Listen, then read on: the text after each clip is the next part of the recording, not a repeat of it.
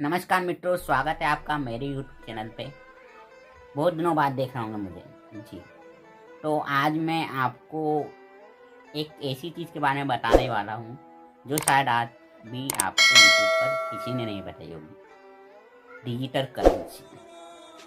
हाँ, आपने टाइटल सही पढ़ा है। अभी तक आपको किसी ने डिजिटल करेंसी के नुकसान नहीं बताए, वो आज हम आपको बताने वाले हैं। तो सबसे पहले आप ध्यान से सुनिए। जब भी ये जो कोई भी योजना लाते हैं तो उसके फ़ायदे ही फ़ायदे बताते हैं। जैसे कि आपने आज अभी तक देखा, जब से भी मतलब ये सरकार का झमेला शुरू हुआ है, जब से देश हमारा आज़ाद हुआ है, जब से हर बार आपके लिए आपको फंसाने के लिए कोई ना कोई चीज़ लाई जाती है और फिर आपको उसके फ़ायदे गिनाए जाते हैं। मगर फ़ायदा कुछ नहीं होता, बल्कि आप और फंसते चले जाते हैं। इतने दिनों से देख रहे हैं कि डिजिटल करेंसी होएगी तो ये फ़ायदा होगा, ये फ़ायदा होगा, मगर आपका नुकसान ही नुकसान हो रहा है। और यहाँ तक कि आपकी ज़मीन छिन गई हैं, आपके खेत छिन गए हैं, आपकी नदियाँ खराब हो रही हैं। सब चीज़ों पर विदेशी कंपनियों का शासन होता जा रहा है। तो अब आपकी जो आपके हाथ में जो पैसा रहता है, उस पर भी किसी और का शासन होने वाला है। तो अब हम आपको डिजिटल करेंसी के नुकसान बताने जा रहे हैं। सबसे पहला नुकसान है कि आपके पास ये मतलब भौतिक रूप से नहीं रहेगी, तो एक जो मतलब नंबरिंग के रूप में रहेगी। मतलब कि इस पे किसी और का कब्जा है। मान लीजिए आप कहीं से आ रहे हैं और आपका पर्स चोरी हो जाता है, जिसमें आपकी नकदी है, चोरी हो जाता है। तो क्या होता है, जितने उसमें पैसे होते हैं उतने का ही नुकसान होता है। और आपके बैंक में भी सुरक्षित रहते हैं, घर का पैसा भी सुरक्षित रहता है। तो आप किसी से उधार लेके घर तक आ जाते हैं, फिर आप मतलब जितना नुकसान हुआ उतना पर्स में हुआ। अब जो डिजिटल करेंसी आ रही है, इसके आने से पहले तो बैंक बंद होंगे, तो आपके पास जो रहता मोबाइल में ही रहेगा, जो कुछ रहेगा। अगर आपका मोबाइल चोरी होता है तो आपका सारा का सारा पैसा उसमें रहेगा। तो समझ लीजिए, अगर आप नया मोबाइल भी खरीदते तो उसके लिए भी आपको पैसों की ज़रूरत पड़ेगी। उसके लिए आप पैसा कहाँ से लाएंगे। नंबर 2, यदि कोई कभी जो कुछ लोग नशा करते हैं, उनकी बीवी बच्चे घर वाले जो पैसा उन नशे करने वालों से छुपाते हैं, तो वो पैसा नहीं छुपा पाएंगे। तो वो नशे वाले उनसे पैसा ट्रांसफ़र करके आराम से अपना नशा कर पाएंगे।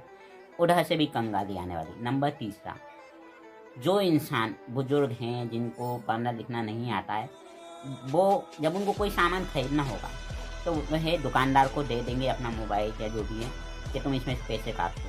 अब हर दुकानदार ईमानदार तो है नहीं, तो उनमें से वो ज़्यादा पैसे भी ट्रांसफ़र कर सकता है और अकाउंट खाली भी कर सकते हैं।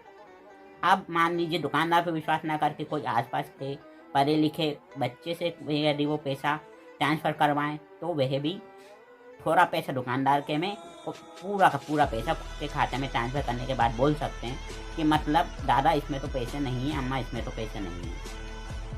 ये तो हो गई कि हमें मतलब जो हमारे पास नकदी नहीं रहेगी, जब हमें पर आने वाली परेशानियाँ। अब जब बैंकें बंद होंगी तो बैंकों में जितने भी कर्मचारी हैं, मतलब जितने भी लोगों की ज़रूरत पड़ रही है, वो सिर्फ कैश के कारण पड़ती है। उसका जैसे ही बैंक मतलब कैश डिजिटल करेंसी आती है तो बैंक की नौकरी बंद, मतलब बैंक ही बंद तो नौकरी भी बंद। तो वह लोग भी सड़क पे आने वाले हैं। और जो भी व्यक्ति जो अपना सीए रखता है, मतलब चार्टर्ड अकाउंट रखता है खाते के आय व्यय को देखने के लिए, उनकी नौकरी भी जाने वाली है। तो अब आप खुद ही अंदाज़ा लगा लीजिए डिजिटल करेंसी आपके लिए फ़ायदेमंद है या नुकसान है।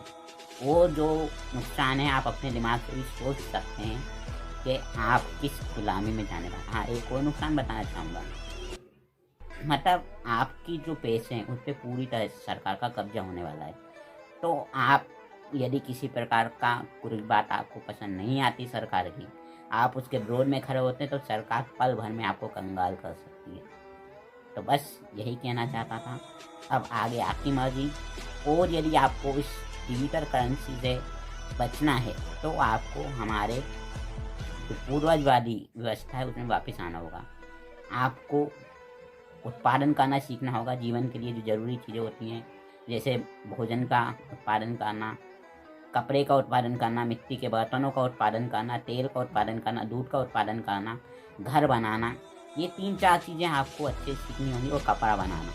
ये 3-4 चीज़ें अगर आपने सीख ली तो आप अपने उत्पादन के बदले उत्पादन मतलब बदल कर अपना जीवन यापन कर सकते हैं। और जितनी भी चीज़ें बनी हैं ये सब नुकसानदायक हैं। मोबाइल, टीवी, फ्रिज, गाड़ी, जितनी भी चीज़ें हैं ये सब नुकसानदायक हैं। तो इनका तो आगे चल के काम बंद होने वाला है। मतलब जो इंसान इन भोग विलास की चीज़ों में ध्यान लगाएगा उसका मरण पक्का है, और जो इंसान हमारे पूर्वज को की व्यवस्था को अपनाएगा वही जिएगा और स्वस्थ रहेगा, समृद्ध रहेगा। धन्यवाद।